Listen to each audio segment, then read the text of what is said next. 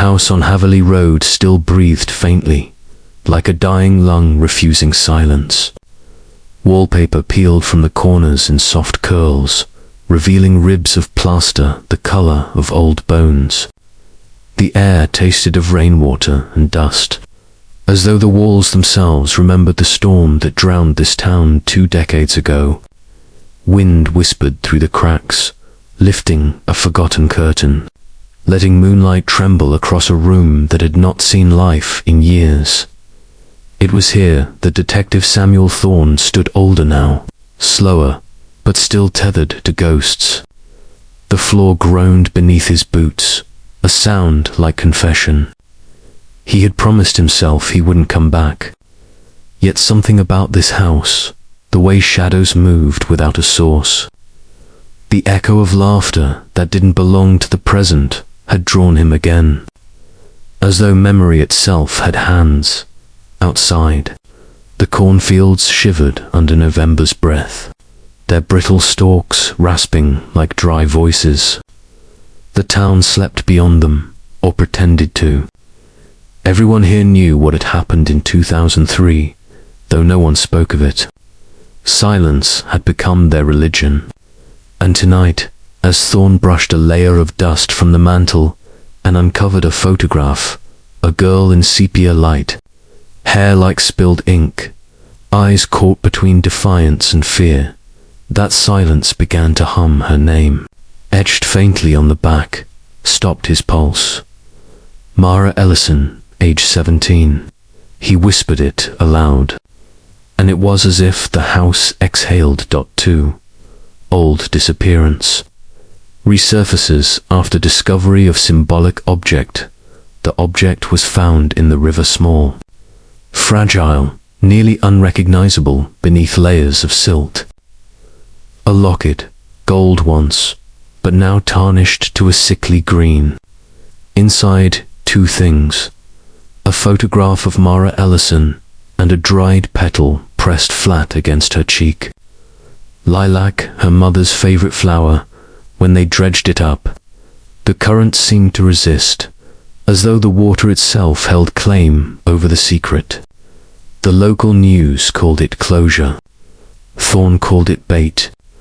20 years had passed since Mara vanished from this town, swallowed by a night no one had the courage to remember. He had been a rookie then, full of faith in procedure and justice. He still remembered the rain that night, heavy enough to wash footprints clean but not guilt. The locket wasn't evidence.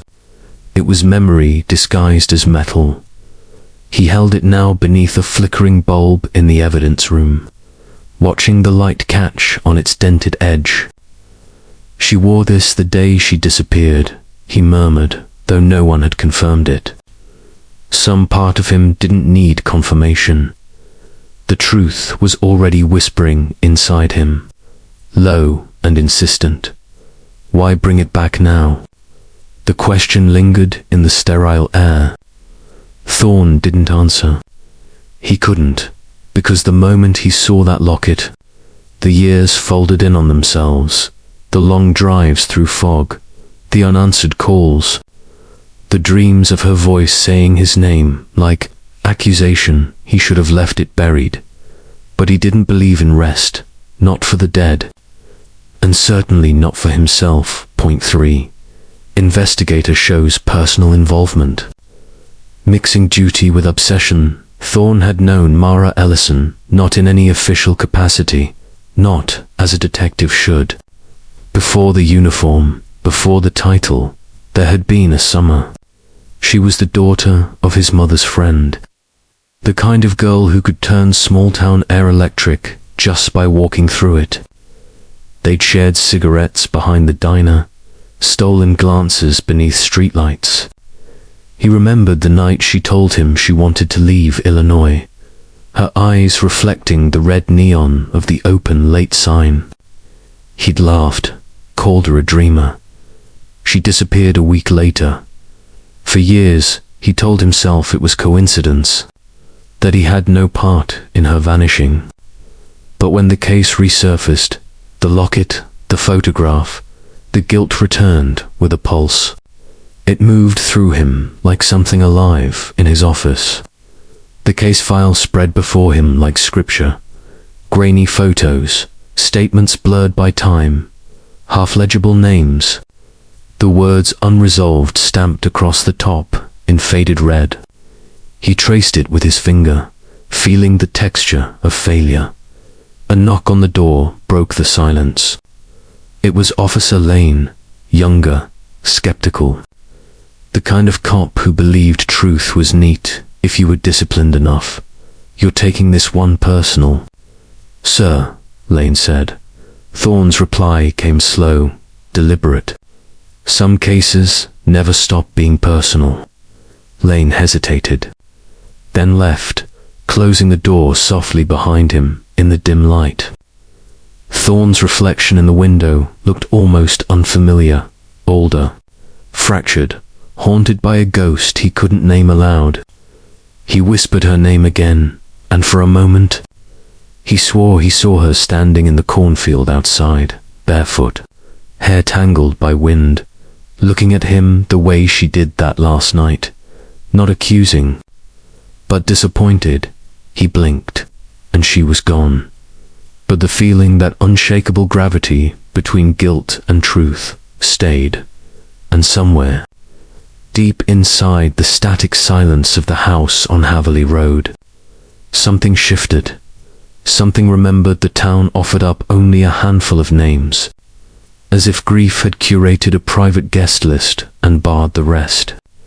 People who had been close to Mara gathered like dim stars around a vanished sun, each giving off just enough light to suggest their shape, never enough to show the dark between them. There was Mara Ellison, her mother, who had once conducted the school choir with a willow-switch hand and now kept her voice in a glass jar, unopened, afraid the air would sour it. June's living room held its own architecture of sorrow, sun-faded sheet music, an upright piano with one dead key, a mantel crowded with folded programs from recitals where Mara's name hung like a tremor. When Thorne sat opposite her, the couch sighed as though tired of eavesdropping. "Detective," June said, a whisper with corners. "Will it matter now?" Her fingers worried a rosary that had lost its crucifix. Beads clicked like tic-tac bones in the hush. "It matters to me," Thorne said, and felt the sentence pass through him the way a nail passes through wood. Part necessity, part damage. There was Eli Carrow, who owned the junkyard off Route 47. He used to fix Mara's bike, then offer rides she never took. He had a crease in his brow that looked permanent, a road worn into a map where all paths ended at regret. Kids ran different back then, he told Thorne, under the skeletal frames of cars, rain plinking on metal ribs. Quieter, like they knew the corn could hear. He kept glancing at the earth as if someone had asked him not to. A stray dog slept among the mufflers, twitching at dreams. And there was Pastor Whitlow, who spoke of forgiveness like it was a brand of weather. He had baptized Mara in the river the summer before she vanished. Sunlight in her hair, water on her throat, the congregation humming in their ribs. Now he looked at the locket Thorne laid on the church office desk and said, "Sometimes what we bury isn't the body, detective. Sometimes it's our voice." His office was tidy in the way fevers are tidy papers stacked. Blinds straight, a portrait of his wife tilted infinitesimally toward the door, as if listening. But the closest orbit belonged to Lena Ward, Mara's friend and alma sister, who had once braided Mara's hair and sat on back steps, sharing cherry soda and predictions. Lena had moved away and back again, the way a tide chooses, and she wore her return like a dress 2 sizes too small. They stood together by the old footbridge, where the wood bowed in the middle like a tired back. She used to hum, Lena said, eyes on the water. Not melodies, just a tremor, Her mouth made the shape of a song that didn't come. You loved her, didn't you? Thorne felt the word catch like fishbone. I thought I was saving her by keeping my distance. From what? From the way I ruined things. The confession fell between them and sank cleanly. Without ripple, Lena touched the railing. She kept that locket because it kept her heart still. Said it made the world small enough to carry. The way she said it soft, careful made Thorne see the girl in summertime again. The slow smile, the closed fists, the red neon bathing her dreams with heat. June, Eli, Whitlow, Lena, each voice a strand of wire pulling tight across his chest. They weren't suspects, not in any way the textbooks honored. They were mirrors, and the case insisted he look. Every answer shimmering at the edges of what he had failed to hold. Every silence insisting it was a kind of speech. By nightfall he drove back to Haverly Road, where the house waited with the patience of weather. He brought the locket inside like contraband and set it on the piano that had followed him here from June's living room, in memory alone. Outside, the field hushed itself. Inside, the clock no batteries, no hands kept perfect time. He lit no lights. He listened until the walls began to remember, out loud 5. Symbolic clues, photos, diary patterns, build intellectual intrigue. The first clue arrived, disguised as repetition. On the back of the recovered photograph, a thumb-sized fingerprint in lilac polynold. Inert, stubborn, as grief hid in the border's yellowing seam. It was not a forensic revelation. The river had chewed away anything rigorous. But its insistence made a pattern in Thorne's head. Flowers pressed into places that were meant to be plain. June's hymnal had a lilac petal smashed between abide with me and silence. Lena's yearbook, where Mara's smiling face met a margin scribble, we are not the sum of what they know, held a bruised purple smudge. On the church bulletin board, a pinned memorial notice from 2004 bore a faint lilac ghost like a thumbprint on a throat. Thorne began to suspect the flowers weren't memory, they were message. He borrowed the yearbooks from the high school library, their covers slick with the oil of years. In 3 consecutive volumes, 2001, 2002, 2003, Mara appeared in group photos that were nearly identical. Choir, honor roll, a spring picnic beneath the elms. In each, she stood at the margin, a fraction outside the pattern, shoulder angled toward escape. The photographer's sequence felt like a metronome counting down to the last time someone looked. In the 2003 print, a corner blur, a hand reaching in or outstuttered the frame. He traced it with a pencil, a line that broke and rejoined like a heartbeat failing its discipline. The diary surfaced where diaries are not supposed to surface, hidden inside a hymnal jacket in Whitlow's office. The leather fitted snug like a second skin. Thorne found it when an old gravity pulled him to the church at dusk, when light made stained glass believable. He wasn't hunting. He was being steered. The book's first entry did not open with a date, but an apology. If I am lost, it will be because I cannot stay the same shape. The handwriting was skittish, full of nervous italics. Mara wrote like someone who feared the paper would read back. The entries were not a map. They were a weather report. Changes, pressures, a forecast of tremors. She wrote of the river's voice, how it taught her that silence moves. She wrote of a night behind the diner, smoke and neon stitched together, a boy whose name she refused to write. He is kind the way storms are kind, clearing the air by breaking it. Thorne read that line 3 times, the words dissolving into the spaces between them. She wrote of the locket, a circle that made promises in the dark, a shield for a heart that beat too loud. She wrote of leaving, of returning, of the town's mouth pressed close to her ear, saying stay until it sounded like go, missing pages near.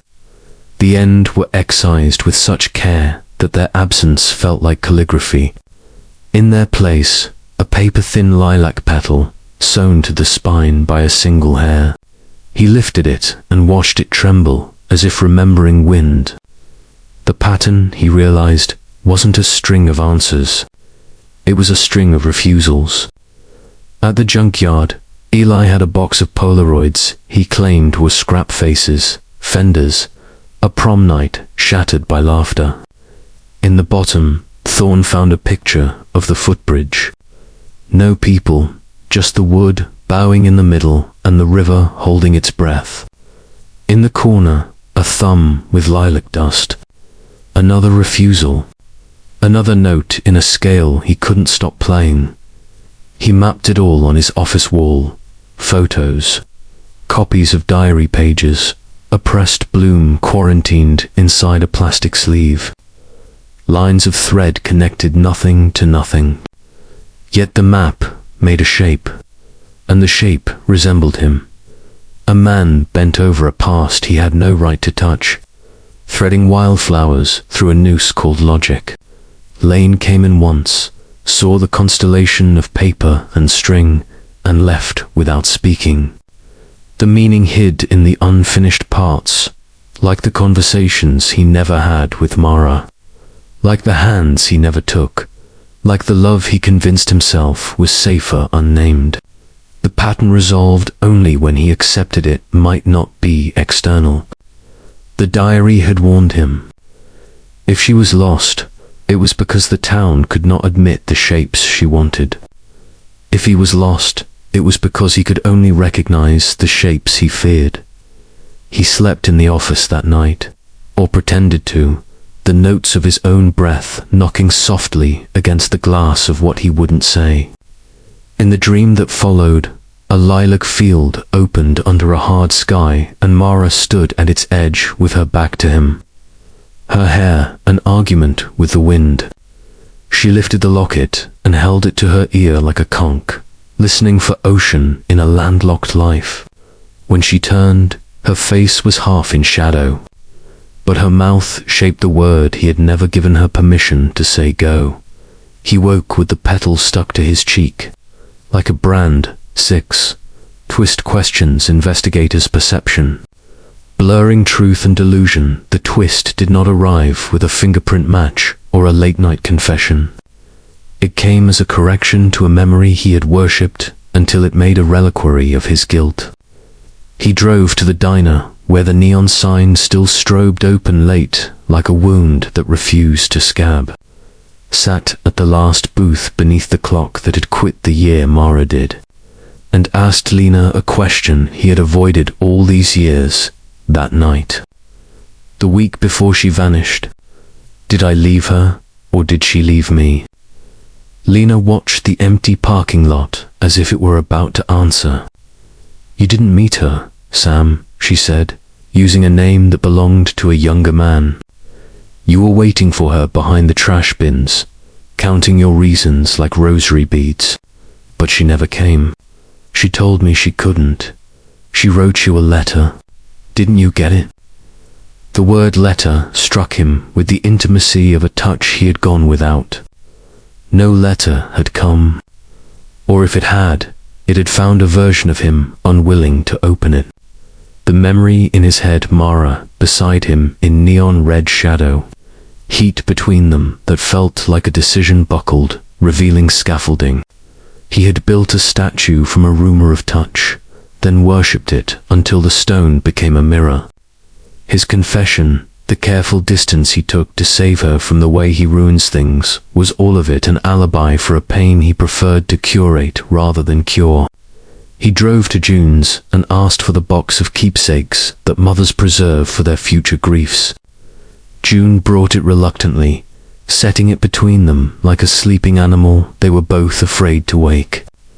Inside, ribbons, ticket stubs, a field guide to Midwestern rivers, a napkin with a lyric scrawled in pencil, and at the bottom a letter sealed, unmailed, with his name on it. Sam. The paper had yellowed into the color of an old tooth. His hands shook. June watched without expression, perhaps because this scene had lived in her 100 times already. He broke the seal and read.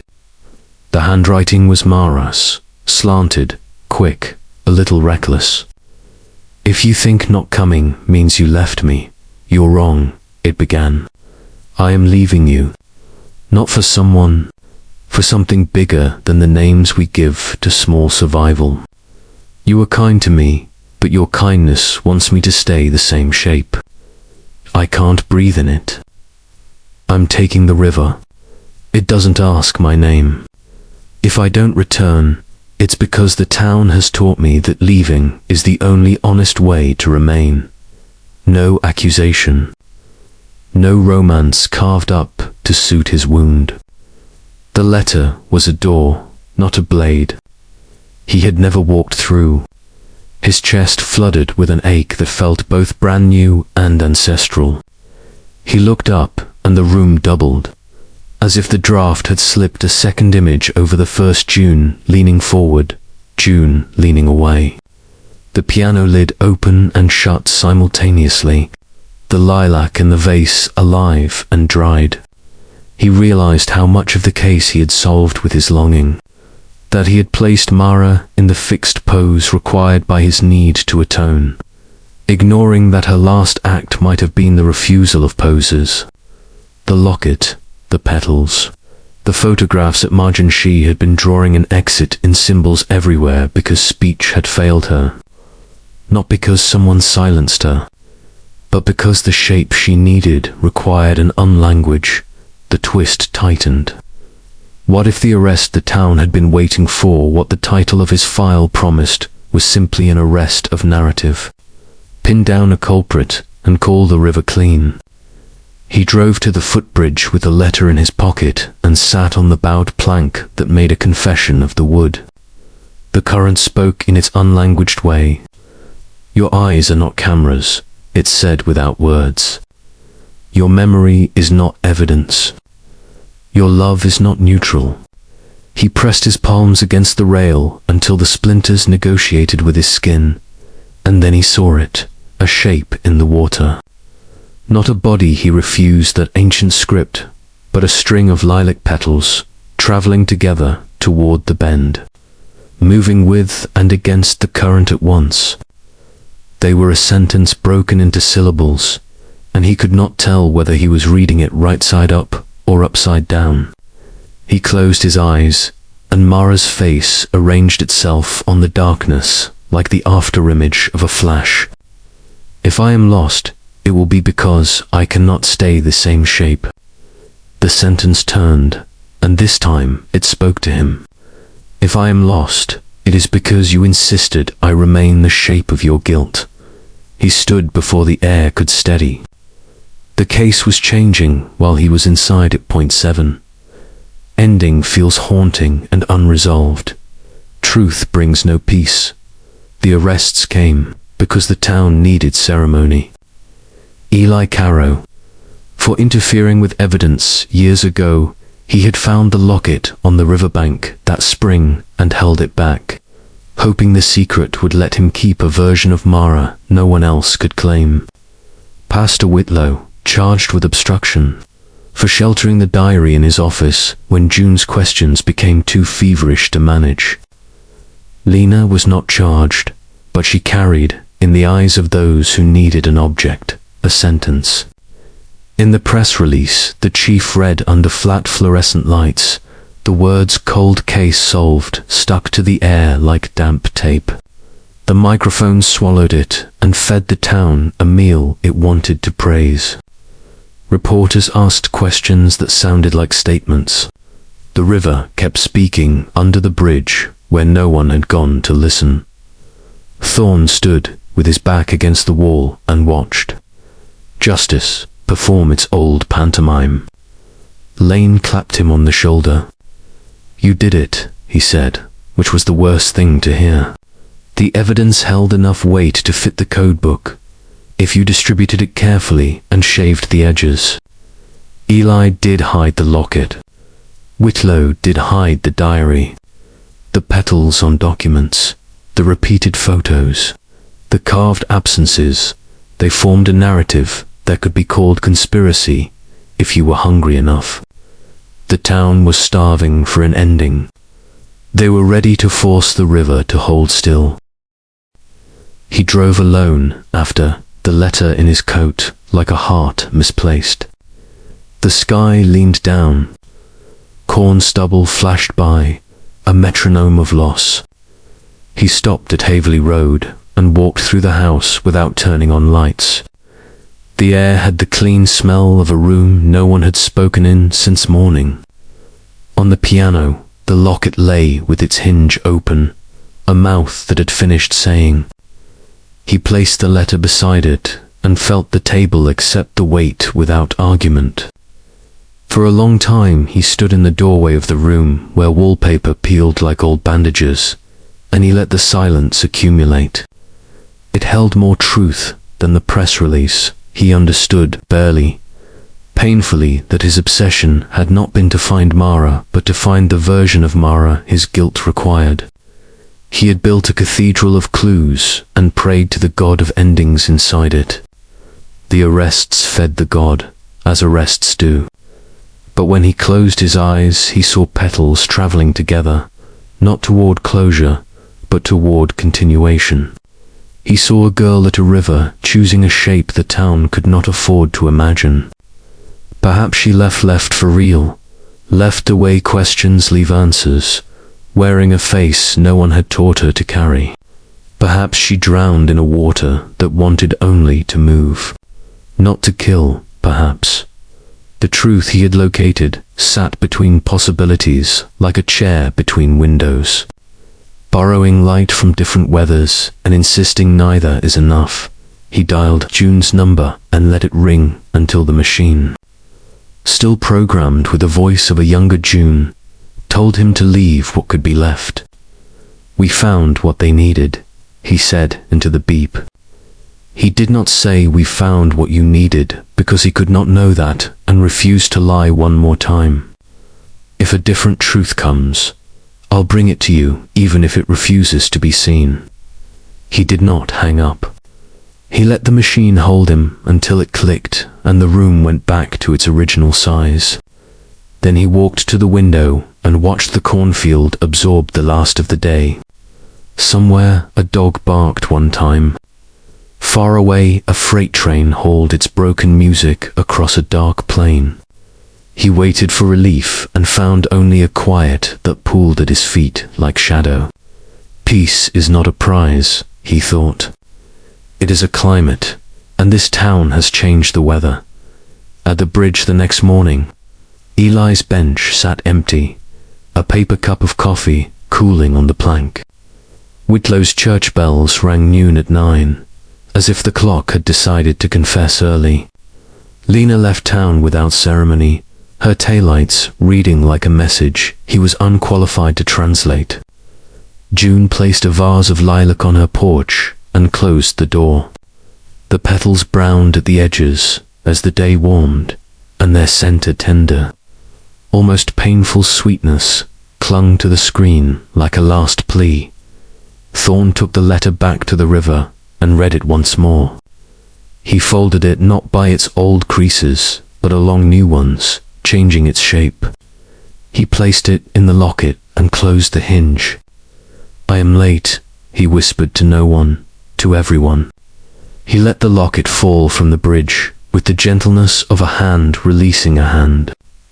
It disappeared into the current without ceremony, a small gold silence entering a larger moving one. He stood there long enough to become a figure the town could point at from a distance and rename as myth. The case was solved. The papers would print it so. The evening news would splice him into B-roll. The mayor would say, "Community healing." But the truth, the kind that roams free of headlines, did not stop to be measured.